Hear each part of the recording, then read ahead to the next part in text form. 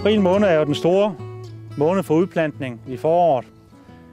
Alle former for haveplanter kan faktisk plantes ud nu, og en del af dem, de første stauder, er ved at vise, hvad de kan og hvad de vil.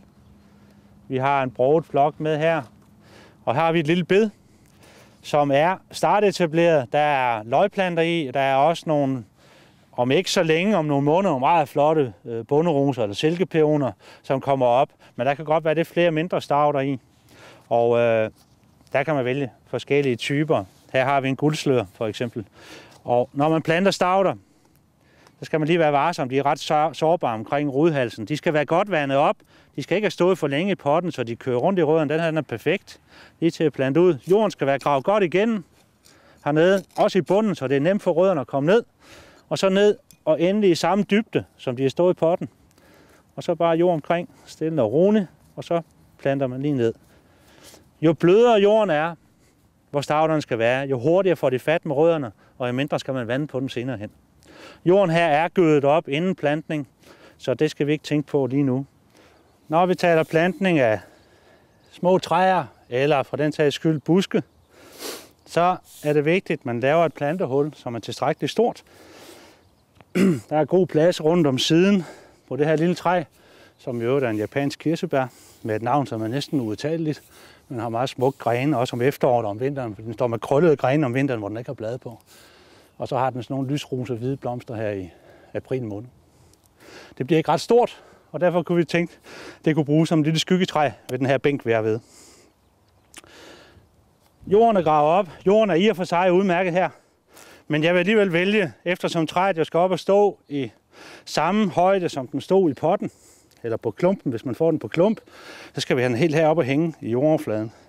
Og for at den får en god start, så giver vi den en god plantemuld ned.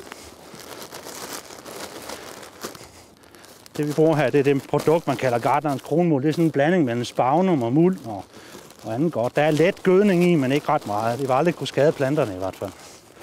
Den her jord er meget fugtig, men man skal altid ved plantning, især her i foråret, skal man altid vande op på sine planter. Ligegyldigt om det er et lille staude, vi plantede før, det er et lille træ, vi sætter nu, eller hvad man i øvrigt ellers planter. Altid vand. Sådan en som den her, den skal have 20 liter vand. 2 hele spande efter plantning, og så igen efter en uges tid et par spande. Man skal altid forvente, at de skal hjælpes med vand de næste par måneder frem i hvert fald. Og får vi en tør sommer, så er der ingen vej udenom, så skal der vandes hele sommeren. Det sidste, jeg vil vise, hvordan man planter, og det er fordi, det er ret specielt vilkår, de kræver, det er roser. Og vi stadigvæk ved det lille fine bed ved søen her, synes vi lige, der kunne være plads til en rose.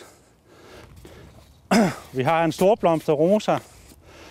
José Carreras hedder han. Operasangeren. Man får dem i potte i dag. Den her har ikke for meget vand. Der kan I godt se, den er faktisk tør i potten, og den skal altså have vand i forbindelse med plantning. Den sidder løst til nu, fordi de er jo relativt nypottet her i vinter, sådan nogle roser. Senere på sommeren, så vil de være meget mere rødder ude i. Men de har dannet fine rødder. Jeg døber den en gang. Når man døber den ind, så den holder op med at boble, så har den i hvert fald suget det vand, den skal bruge. Således. Og så rosen skal plantes dybt. Podestedet, der hvor grenene starter fra, som vi ser her, det skal ned 5-8 cm under jordoverfladen. Og det er for at sikre, at man beskytter rosen mod frost. Selve roden dernede, roser er okuleret eller podet på, om man vil. Og de kan godt fryse væk, hvis vi får en hård vinter.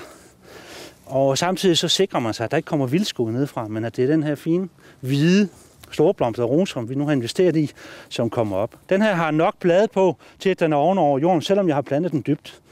Og her skal vandes efter. Hvis man har en rose, som ikke rigtig har sat blade nu, så kan man vælge at lade være med at plante hullet helt til lige i starten, og så vente 14 dage til den er skudt op, før man planter efter. Men så er den faktisk færdig, og så er der bare lidt oprydning tilbage. Og her er der masser af hvide blomster i sommer, og med duft i øvrigt.